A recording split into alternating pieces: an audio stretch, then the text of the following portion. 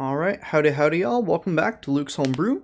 Today we are giving you 5 quick tips on how to start a campaign as a new dungeon master, or perhaps you're just kinda in like a writer's block and you can't figure out like, how do I want to start this new campaign for my players? So, here's my list, and it's pretty simple and bare bones. Pretty much my method, is I've now run 4 multi-year long campaigns, is really comprised of making it simple and really based it on reality. That way you don't have to work all too hard, and you can really focus on really copying similarities with the real world and really combine it into the fantasy world. So for starters, what I always tend to do, and an image should be popping up here, but I usually start to draw a map, and then I'll just start sketching out lakes, rivers, mountains, whatever it is, and just kind of let my mind go freely. Whatever it is, I just transform that piece of paper into this world. Doesn't matter if it looks unrealistic per se. If you're an ecologist, obviously you're going to want like the rivers mostly going out to the ocean, but you're not restrained. It's the fantasy world. Do whatever you want. But that's where I start. And by the way, this image was created by Creative Boundaries on Instagram. Go ahead and check him out. He's an awesome map designer. He's doing commissions. But after you build your map, that's when you want to go ahead and ask your players, okay, so what are you guys planning on playing? All right, maybe you got a ranger, fighter, a wizard. Okay, so it's a pretty mixed group. But then you ask, okay, well, what kind of biome do you want to be in? What do you want the setting to be? Do you want it to be an Arctic tundra? Do you want it to be a desert? Do you want it to be a thick pine forest? And really start asking, probing, like, what kind of biome do you want? Because that's going to determine what kind of monsters you're throwing their way, how the people of your fantasy world act, and how tough it is for them to live in. Obviously, if they live in Arctic tundra, you're going to be dealing with a lot of Arctic monsters such as frost giants, white dragons, and food and resources are going to be a lot more limited than if you're playing in a forest or a plains. So asking those questions can really help really narrow down what kind of monsters you're throwing that way and how to really begin building your campaign, and like what set pieces are really going to come into play. But once you figure that out, then what you want to do is get your map and kind of divide it into, okay, so this Arctic tundra area that they want to be in, well, it's got a set of mountains, and that's causing a lot of storm systems to really get blocked off, and it's far in the northern hemisphere. So let's say that's a natural border, and this whole region is like unexplored area of a kingdom that's a little bit farther south past the mountain range. So maybe it's like a colonization thing. And once you figure that out, okay, well, what are the main resources that this colony is going to need? And secondly, how are they exported through the mountains? Are there mine shafts? Is there a very risky road that carts and various different travelers have to go across that are constantly bombarded with different monsters? And how does that affect the culture of the people too? If resources are barren, people are going to be a lot more rough and tumble and possibly fight each other for resources. But if you're in a plains where food is plentiful, there's farms everywhere galore, then food isn't going to be an issue. People are going to act a little bit more civilized. And once you figure out like what kind of monsters there are in that region, well, now you know, okay, well, maybe in this Arctic tundra that we're working in, maybe there's a dragon that shows up every now and then and says, hey, I want half your food supplies, or I want all of your food supplies once a month. How do the people respond to that? Because obviously they don't have the resources to deal with the dragon because they're dealing with it.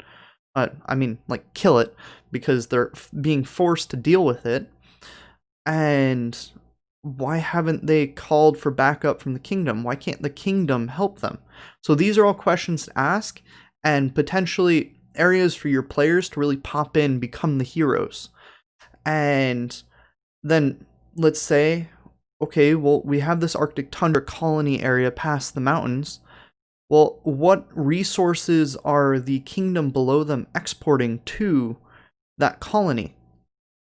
And what I mean by that is, What are some resources that are important to those? Well, first off, it's a tundra, so there's not a lot of wood. So maybe that kingdom south of there has a massive forest, and one of their main exports is lumber. And that's how they can pursue this goal of being able to colonize up there. And why are they colonizing up there? Is it overpopulation? Is it perhaps someone found a plethora of gold to be mined there? And perhaps the whole tundra is just like a gold field, and miners are going up there to actually mine and get that so they can export it back to the kingdom.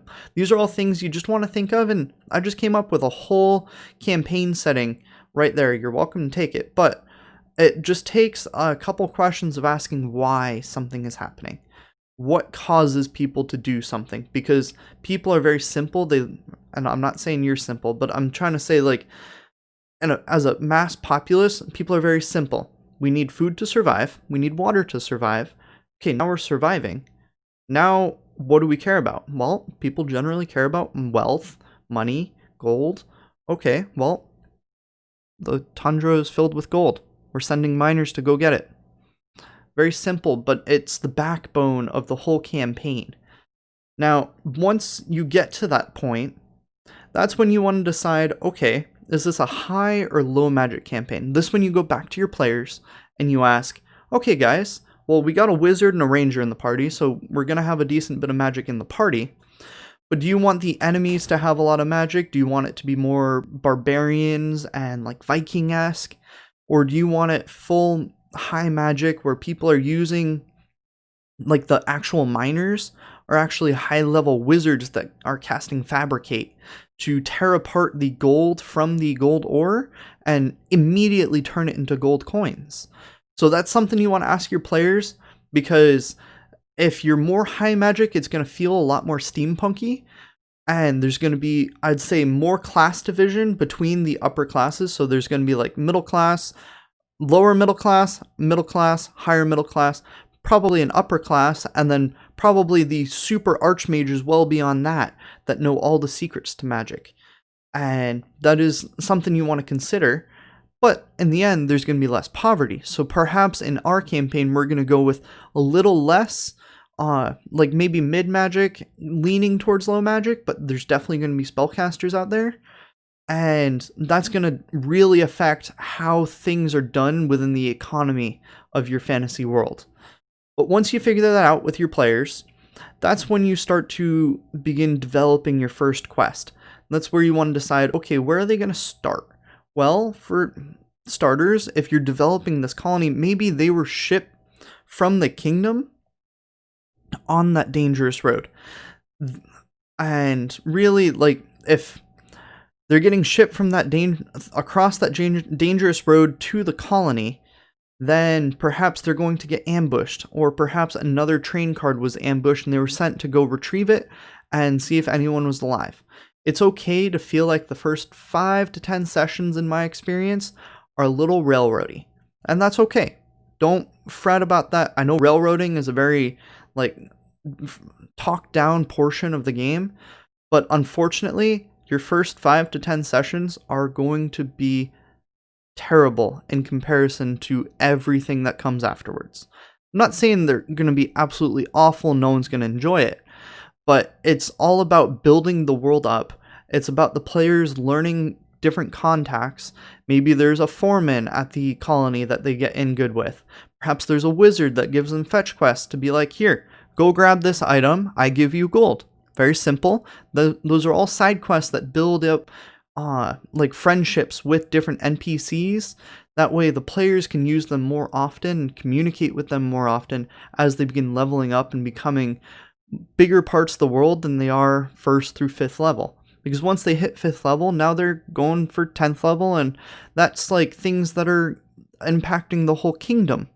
So really, in those first 5 levels, really the players are going to be building contacts with different NPCs that you present them. Maybe it's the apothecary, maybe it's the enchanter, maybe it's the wizard, maybe it's the town foreman or just the town mayor, whoever it is, they're trying to meet with all of those guys and build up contacts. So as you're building this bigger overarching campaign, they have people to turn to.